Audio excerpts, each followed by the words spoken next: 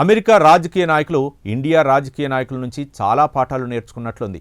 ఇది ఎందుకు చెప్పాల్సి వస్తుందంటే అక్కడ కూడా రాజకీయ నాయకులు వ్యక్తిగత దోషణలకు వారి వ్యక్తిగత వ్యవహారాలను బజారుకీడుస్తున్నారు.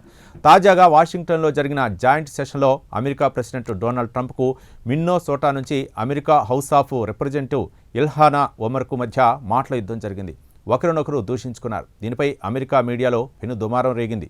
ట్రంప్ మాట్లాడుతున్నంతసేపు ఒమర్ తన సీట్లోంచి లేచి నిలబడి ఆయన ఎద్దేవా చేయడం మొదలుపెట్టారు. దీంతో సహనం కోల్పోయిన ట్రంప్ కూడా ఆమెను ఉద్దేశించి తెలివి తక్కువ దద్దమ్మ అంటూ విమర్శించారు. ఇక ఇరువురి మధ్య మాటల యుద్ధం అమెరికాలో పెను దుమారం రేపుతోంది. ఆ వివరాలేంటో చూద్దాం.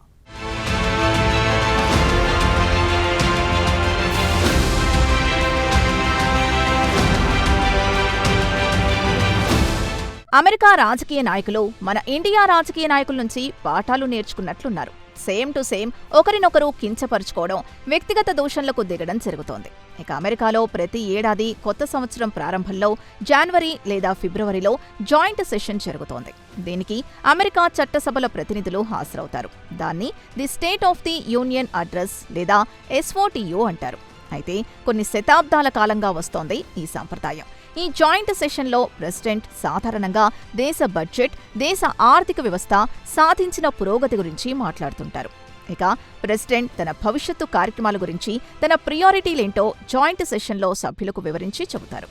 ఇక ట్రంప్ అధికారంలోకి వచ్చి ఇది 2వ సంవత్సరం అవుతోంది. మరి ఈసారి జాయింట్ సెషన్ మాత్రం అరుపులు, కేకలు, గందరగోళంలో సాగింది.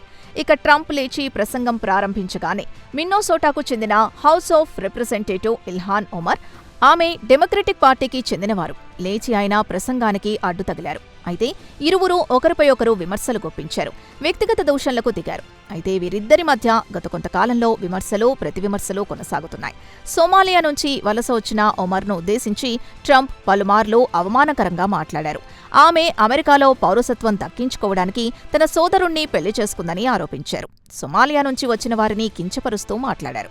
వారిని చెత్తతో పోలుస్తూ చెత్త మనుషులుగా అభివర్ణించారు. కాగా మంగళవారం నాడు మరోసారి ఇరువురి మధ్య మాటల యుద్ధం మొదలైంది.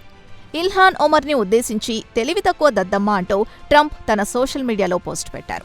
జాయింట్ సెషనల్ ఇల్హాన్ ఒమర్ వ్యవహారం చూశారు కదా. తెలివిలేని యువతి రషీదా తలైబ్తో కలిసి ఎంత రచ్చ చేశారో. గత రాత్రి స్టేట్ ఆఫ్ యూనియన్లో పెద్ద మనుషులు మాట్లాడుతుంటే నోటికి విరామం లేకుండా అరుస్తూనే ఉన్నారు.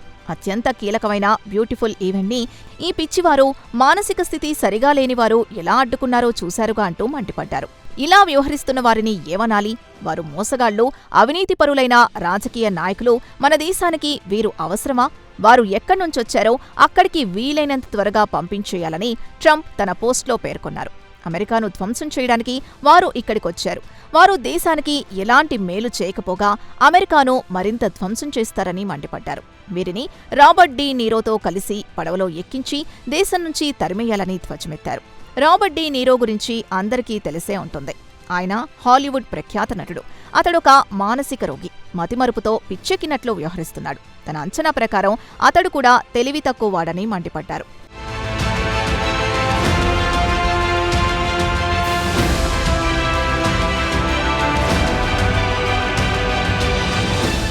ఇక రాబర్ట్ డి నీరో హాలీవుడ్లో ప్రఖ్యాత నటుడు, దర్శకుడు కూడా. అతడి మాటలకు, చేతలకు పొంతన ఉండదన్నాడు ట్రంప్. వీరంతా క్రిమినల్స్. ఐర్లాండ్కు చెందిన డినీరో చాలా సినిమాల్లో నటించాడు. ఐరిష్ మ్యాన్ సినిమా గురించి చాలా మందికి తెలిసే ఉంటుంది. నెట్ఫ్లిక్స్లో కూడా బాగా పాపులర్. ఇక ట్రంప్ అతని గురించి ప్రస్తావిస్తూ ప్రస్తుతం ఐర్లాండ్లో ఉన్న డినీరో అమెరికాలో ఎలా కాలు పెట్టాలో ఆలోచిస్తున్నాడని ఆయన గురించి చులకనగా మాట్లాడారు. ఇక మంగళవారం జరిగిన స్టేట్ ఆఫ్ ది యూనియన్ అడ్రస్లో ట్రంప్ మాట్లాడుతూ ఉండగా ట్రంప్ని ఉద్దేశించి నువ్వు అమెరికా పౌరుల్ని చంపుతున్నావంటూ గట్టిగా అరిచారు డెమోక్రటిక్ పార్టీకి చెందిన ఒమర్. దీనికి ట్రంప్ సమాధానమిస్తూ అమెరికా పౌరుల ప్రయోజనాల్ని కాపాడకుండా వలసదారులకు ఎందుకు కొమ్ము కాస్తున్నావంటూ గట్టిగా కౌంటర్ ఇచ్చాడు. ఇక ట్రంప్ తన సోషల్ మీడియాలో ట్రూత్ ఇల్హాన్ ఒమర్ గురించి ప్రస్తావిస్తూ ఆమె సోమాలియా దేశం నుంచి ఇక్కడికొచ్చారు. ఇక సోమాలియా దేశంలో ప్రభుత్వం అంటూ ఏమీ ఉండదు. కడు పేదరికంతో ప్రజలు బతుకుతున్నారు. తరచూ టెర్రరిజం కోరలు చాస్తోంది. దశాబ్దాల తరబడి అంతర్యుద్ధం కొనసాగుతోంది. అవినీతి హింసతో మారుమోగిపోతోంది. అలాంటి దేశం నుంచి వచ్చిన ఆమె అమెరికాను చెడగొడుతోందని ఆరోపించాడు ట్రంప్. అయితే బుధవారం నాడు ఇల్హానా ఒమర్ జాయింట్ సెషన్లో ట్రంప్ ప్రసంగాన్ని అడ్డుతగలడాన్ని సమర్థించుకున్నాడు. ప్రెసిడెంట్ ట్రంప్ తరచూ అమెరికా ప్రయోజనాల్ని కాపాడుతున్నానంటూ ప్రగల్భాలు పలుకుతూ ఉంటాడు. తీరా చూస్తే తన నియోజకవర్గంలో ఇద్దరిని కాల్చి చంపారు. ఆమె సీఎన్ఎన్తో మాట్లాడుతూ అమెరికాకు చెందిన ఇద్దరు పౌరులు రెనీ గుడ్, అలెక్సీ ఫ్రీటీని మినియాపోలిస్లో గత నెల ఫెడరల్ ఇమిగ్రేషన్ ఎన్ఫోర్స్ ఆపరేషన్ పేరుతో ఇద్దరు అమాయకుల్ని చంపారని గుర్తు చేశారు.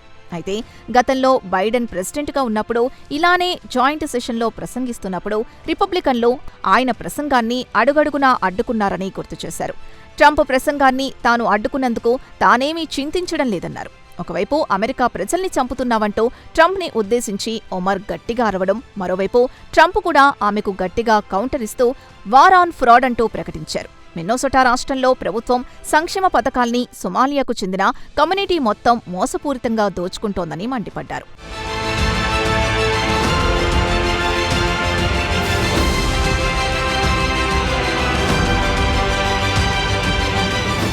అయితే ఒమర్ ట్రంప్ ప్రసంగాన్ని బాయ్కాట్ చేసి బయటికి రావచ్చు. అయితే ఆమె మాత్రం తన నియోజకవర్గంలో ఇద్దరు పౌరుల్ని చంపేసి ఫెడరల్గా ఎన్ఫోర్స్మెంట్ అధికారులు భయానక వాతావరణం సృష్టిస్తున్నారు. ఫెడరల్ ఏజెంట్ల నిర్వాకానికి ప్రజలు మానసిక వేదనకు గురవుతున్నారు. ఆ విషయం ట్రంప్కి తాను ఎలా తెలియజేయాలని ఎదురు ప్రశ్నించారు. ఇక టెక్సస్కు చెందిన ఆల్ గ్రీన్ కూడా లేచి ట్రంప్కు నిరసన తెలియజేశారు. ఆయన చేతిల్లో ఒక ప్లకార్డు పట్టుకుని బ్లాక్ పీపుల్ అలర్ట్ ఏప్స్ అంటూ ప్లకార్డ్ ప్రదర్శించారు. అయితే ట్రంప్ సోషల్ మీడియాలో మాజీ ప్రెసిడెంట్ ఒబామాతో పాటు మాజీ ఫస్ట్ లేడీ మిచెల్లీ ఒబామాను కోతులతో పోల్చారు. ఆ తర్వాత పోస్ట్ని డిలీట్ చేశారు. దీనిపై పెద్ద దుమారం రేగడంతో వైట్ హౌస్ తమ చర్యను సమర్థించుకుంది. తర్వాత ఎవరో తెలియక స్టాఫ్ పోస్ట్ చేశారని తప్పించుకుంది.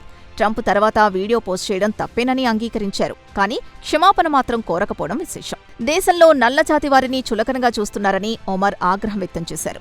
అమెరికా ప్రెసిడెంట్కు వారు కోతులుగా కనిపిస్తున్నారా అని నిలదీశారు ఇల్హానా ఒమర్. నల్లవారు కోతులు కాదని ట్రంప్కు తెలియచెప్పాలనుకున్నానని ఆమె అన్నారు. ఇక ట్రంప్ వాదన విషయానికొస్తే ఇలాంటి మోసగాళ్లు, అవినీతిపరులైన రాజకీయ నాయకులు మన దేశానికి మంచిది కాదు.